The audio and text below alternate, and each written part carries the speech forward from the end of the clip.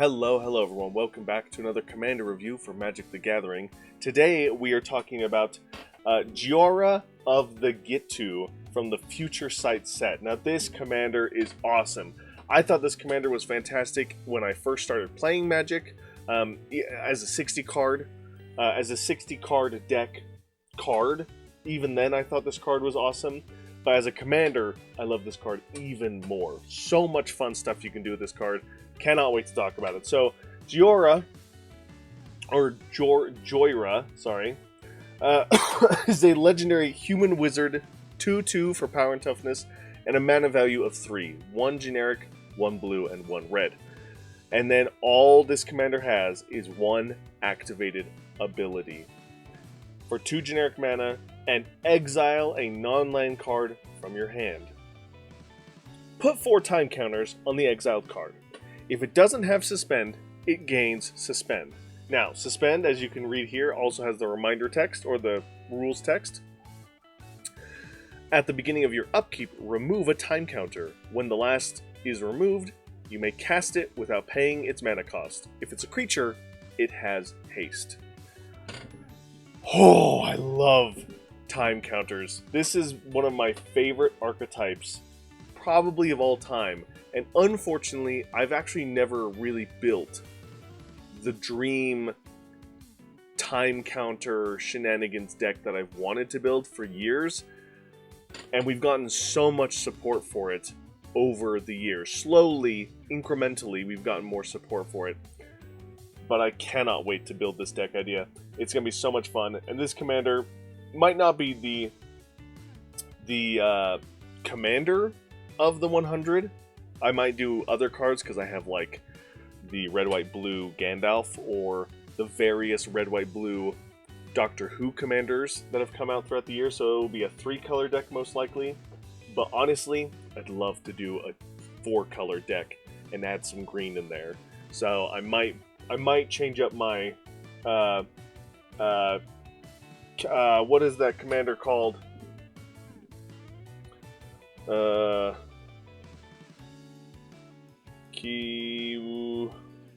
No.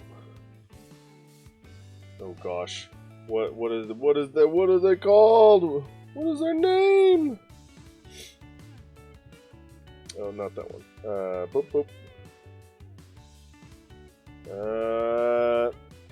Kaneos and Tiro of Melodies. There we go, that's the one I wanted to look. I might change that commander up and do that. Or I might do the 14th Doctor, because it still is on flavor with time traveling. But anyway, Jhoira of the Ghitu. Fantastic card. You, for 2 mana, can exile any non-land card from your hand, and then it will gain Suspend with 4 time counters.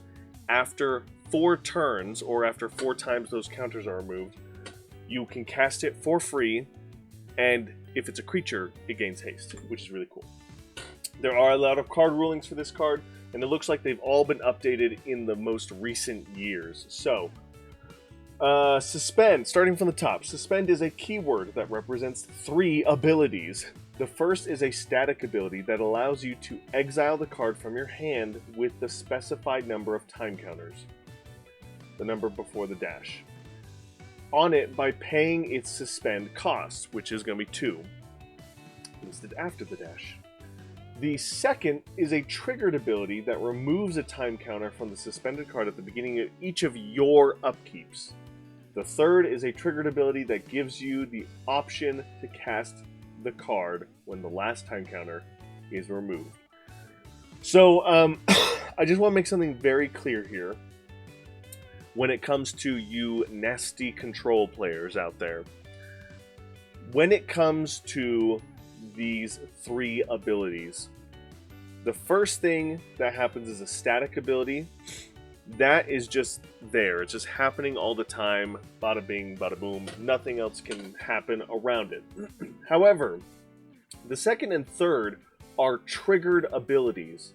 The first one is removing counters. The third one is allowing you to cast the spell, right?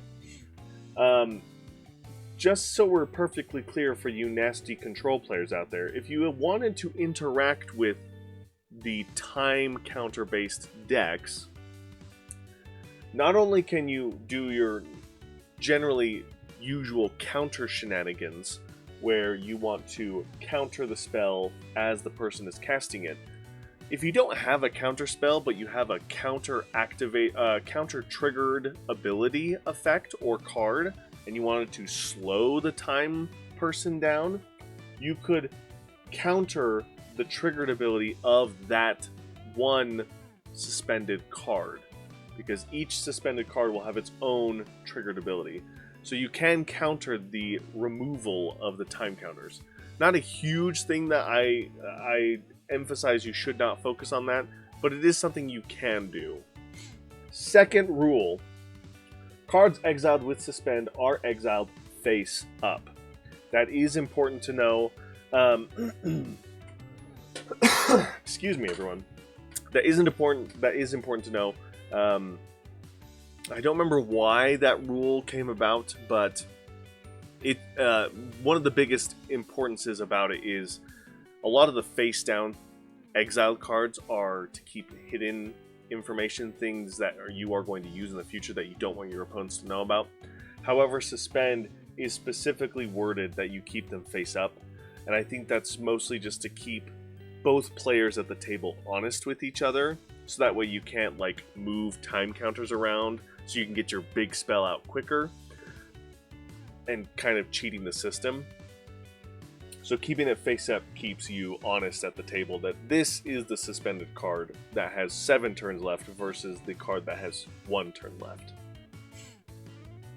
Third rule, if the spell requires any targets, those targets are chosen when the spell is finally cast, not when it is exiled. So if you are casting the, obviously in Commander this would not work. It would work actually. There's a blue version of this. Target 6. And it's mono blue. If you want to use Ether Gale, which reads return 6 target non-land permanents to their owner's hand. When you exile this with suspend, it doesn't matter what's in the battlefield, but when you want to cast it and you want to use Ether Gale, in order for you to cast Ether Gale, same as the mono black version, which is Hex, you need to have 6 targets. This does not say return up to 6 targets. This says return 6 target non-land permanents. So there needs to be at least 6 viable targets for you to cast the spell. If you can't, then it's just gonna fizzle and do nothing. Fourth rule, if an effect refers to a suspended card, that means a card that has that one has suspend, which your commander does give suspend to, remember that, and 2 is an exile, and 3 has 1 or more time counters on it. There are a lot of spells that came out in this set that refer to adding or removing time counters from suspended cards. We see a lot more of this support with the time travel mechanic in the Doctor Who set, where you can add or remove time counters from suspended cards or cards in play. And the cool thing, again, your commander does give the card suspend, and it gives the card time counter. So even if the card naturally doesn't have those keywords or abilities on it, your commander takes care of all of that, which is good. Fifth ability, or fifth rule, if the first triggered ability of suspend, the one that removes time counters, is countered, that's what I was mentioning earlier, no time counter is removed. The ability will trigger again at the beginning of the card owner's next upkeep. So if you want to delay the inevitable, you can counter that triggered ability. Again, I don't advise this if you're using like an entire spell on that ability, because again, next turn it's just going to happen anyway. So unless you're going to win, don't waste an entire spell on that. If you have some free outlet to counter that triggered ability that's not going to cost you anything, then yes, go for it, by all means. Slow down the time player. But be mindful, it is very temporary unless you have some sort of permanent solution to that. And then the final key, the final rule for this commander, I'm going to move my head up. There you When the last time counter is removed, the second triggered ability of Suspend, the one that lets you cast the card, that should be the third triggered ability. Oh no, the second triggered ability. That is worded correctly. Lets you cast the card, triggers. It doesn't matter why the last time counter was removed or what effect removed it. So if you are familiar with sagas, which are much more common and prevalent nowadays, so this is a good comparison for it. If you have some proliferate effect and you can proliferate the last lore counter on a saga, the saga will do its thing and then the saga will resolve and go to the graveyard, right? Suspend and time counters work the same way. If you can remove that time counter on one of your opponent's turn, then you can cast your spell on your opponent's turn. It doesn't care about timing restrictions when time counters are removed, just like sagas. It doesn't care about timing restrictions when you add those counters to the saga. So, very cool way to get around waiting on your upkeep if you have ways to remove those time counters on your opponent's turn, because then it speeds up the clock much faster. Get my mouse back in here. Oh boy. Let me see. I forgot there's 2 pages of this commander. Oh, this is going to be a long one, guys. I apologize, but this is a long one. Next rule. If the triggered ability is countered, the card can't be cast. It remains exiled with no time counters on it, and it's no longer suspended. Oh, that is clever. So, that is very clever. If the second triggered ability is countered, that is interesting. So, the second triggered ability allows you to cast the card. This is when you want to use that counter target triggered ability spell in your hand. You want to counter the second triggered ability that allows the player to then cast the spell. So if you can counter that second triggered ability, the final counter removal, and then they remove the counter, second trigger goes on the stack, hey, you can now cast this. You can counter that, and then the card just stays in exile forever, which is very powerful. Holy cow, that's powerful. Next rule. Due to the recent rules change to suspend, probably again because of Doctor Who, you are no longer required to cast the suspended card as the second triggered ability of the suspend resolves. Instead, as the second triggered ability resolves, you may cast the card. Timing permissions based on that card's type are ignored. If you don't cast the card, it remains in exile with no time counters on it and is no longer suspended. So, that is interesting to know. Again, this is a great example of like Ether Gale. If you suspend Ether Gale and then it's time to cast Ether Gale and there's not 6 viable targets, you could choose not to cast the card. If you do, it has no more time counters on it, it's no longer suspended, and it just stays in exile forever. So it's just an exiled card. That is interesting. I'm glad that they made that change, because I imagine it could be very confusing if you were forced to cast that card like you would with Cascade. And obviously the Discover keyword kind of fixed some of the issues with Cascade. This rules change for Suspend fixes a lot of that stuff too, which I like. I like that. I didn't know they did that. If you cast a card without paying its mana cost, such as with Suspend, you can't choose to cast it for any alternative costs. You can, however, pay additional costs. If the card has any mandatory additional costs, you must pay those if you want to cast the card. So 3 things to note here. If a card says you may return 2 islands to your hand instead of paying this card's mana cost, that is an alternative cost. If it says you may pay 1 and a black to cast the spell and your opponents create a copy of the spell, that is an alternative cost. However, if the card reads, in addition to this spell, you may pay blank to get blank. A great example of this is any card that has the keyword kicker Any kicker spells are additional costs. So really great to take advantage of with Suspend, because you are casting the spell for free, and then you can pay the kicker cost, which is an additional cost, to get an additional effect to the spell. And then an example of a mandatory is any card that says, in addition to playing this card, discard a card. You see this a lot with mono red draw spells. In addition to play the spell, discard a card, and then as a result, draw 2 cards from your library. So those are the examples of those cards, and Suspend, Time Counter, Kicker would be very cool. I don't remember if I did that as the deck idea for this, but Kicker Tribal with this commander could be very interesting, because you can bypass the initial cost of the spells, and then all you have to worry about is paying the kicker costs, which would be very fun. If the card... Ooh, excuse me. If the card has X in its mana cost, you must choose 0 as the value of X when casting it without paying its mana cost. Essentially, this just goes back to any spell that has X in it. If you choose not to put any mana into an X spell, X must equal 0. And when you are casting a spell without paying its mana cost, you are not putting any mana into it, so X has to be 0.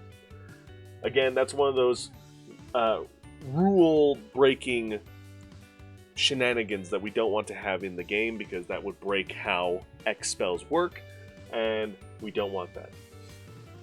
The mana value of a spell cast without paying its mana cost is determined by its mana cost, even though the cost wasn't paid. So a spell that costs 2 and a white is still a 3 mana value spell, because it's 2 generic, 1 white. Even though you are not paying any mana to cast it, the mana value of the card is still equal to its CMC, is the old term, converted mana cost, which is adding all the pips together. A cool thing to note with that is anytime you cast a card with let me think. So there's a lot of split cards in Magic's history where they have two cards on one card, if this makes sense. The enchantment room mechanic or card type, you'll see this all on all of them. It's an enchantment that has 2 rooms on the same face of a card. And how it works is you play one half of the room, and then you can unlock the other half. There are instants and sorceries that have this same kind of deal, where it's like push and pull, and you can play the push side or the pull side. There are a few cases from Ravnica where those split cards have the keyword fuse, where you can play both halves together. And when you do that, with this ability in specific, when you do that, you add both halves of that card. Now, correct me if I'm wrong in the comment section, but if you cast one half of a room enchantment, the mana value of the card is only the half that you're casting. I don't think it adds both rooms together. Let me know in the comment section below, because there are cards out there that care about the mana value of cards, but that's outside of the stack, where it's like, look at the top card of your library and do something based on the mana value of that card. When you do that, you always add both halves of the card. But in this case of casting the spell itself, I think it only cares about the one half, unless you pay the fuse for those certain cases. I'm kind of going off on a tangent here, but that is a question I do have. I'd love to hear from you guys about that. And last ability is a creature cast using Suspend will enter the battlefield with haste. It will have haste until another player gains control of it. In some rare cases, another player may gain control of a creature spell itself. If this happens, the creature won't enter the battlefield with haste. Interesting. Or the creature spell itself.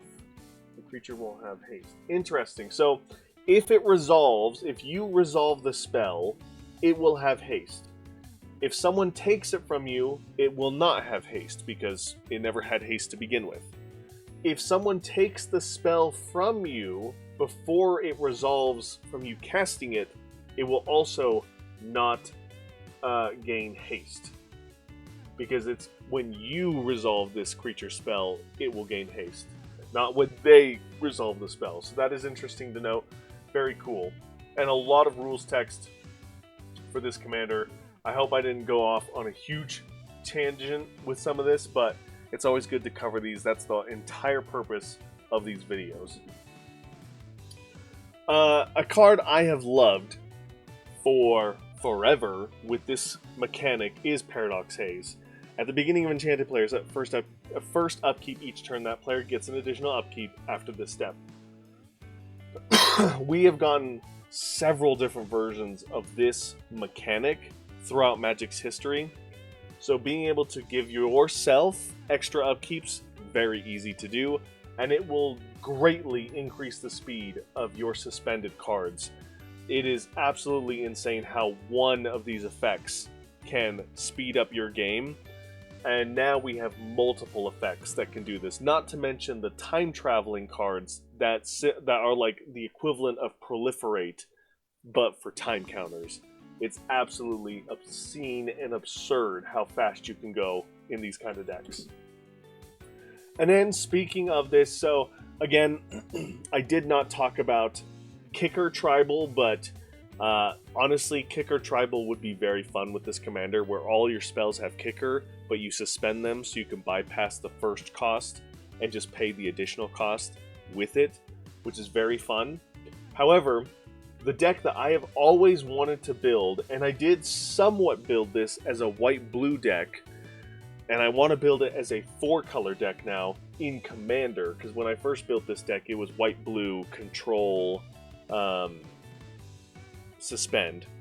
Now I want to build it 4-color Commander, suspend, with green and red. But part of that is this cycle of cards. There was a cycle in the original Future Sight, and then there were just the 2 from the Commander block, from the Commander decks of our initial trip to Innistrad. Or not Innistrad, Strixhaven. As you can see here, Inspiring Refrain, Rousing Refrain are both from... These both came from the Strixhaven set. But they do the same thing as the cycle of cards from Future Sight, where you resolve the spell, you do what it does, but then it exiles itself with more time counters on it, so it casts it over and over and over and over again.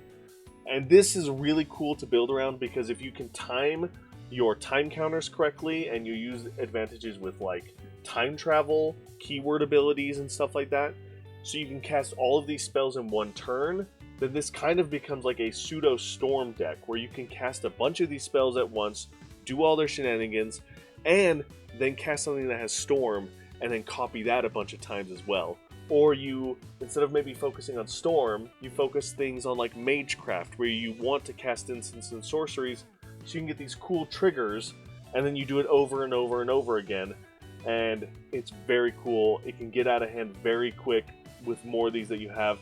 Again, the white-blue one that I built was forever ago, before we got any extra support with the time traveling and other suspend-related cards.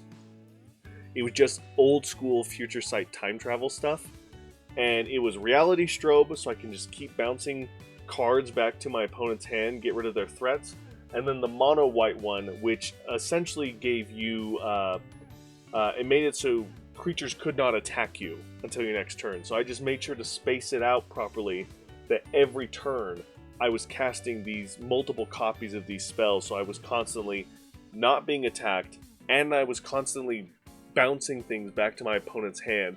And then I was swinging at them with like my little golems and other time control-y bugs and stuff like that. Very fun deck, really cool. And that is going to do it for this commander. I did not mention this in the last video, but Baru, even though it is a singleton format, Baru is still S tier because, again, the overrun ability by just playing lands is very cool. And Jhoira is in the same boat. S tier for this commander. Lots of different deck ideas you can build around with this one.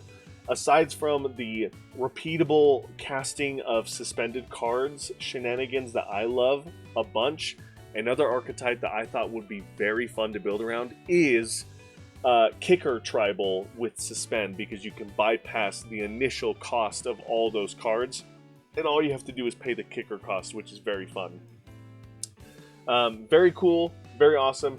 The problem with this commander and with a lot of the suspend-based commanders is they are delayed, because instead of paying mana for cards immediately, you are paying time for your commanders, which can be a little hard to play because you have to plan things out in advance. You have to know kind of what to expect is going to happen, and it allows your opponents to kind of know what you're up to because they see what the face-up exiled cards are. So you have to be mindful of how you play these commanders. But honestly, one of my favorite archetypes by far. I can't wait to rebuild this archetype and rebuild this commander, and I can't wait to hear what you guys say in the comments about this commander. This was a long one, so I'm going to end it here. Thank you guys so much for watching. Thank you guys so much for all your support. And as always, I'll see you in the next one. Bye!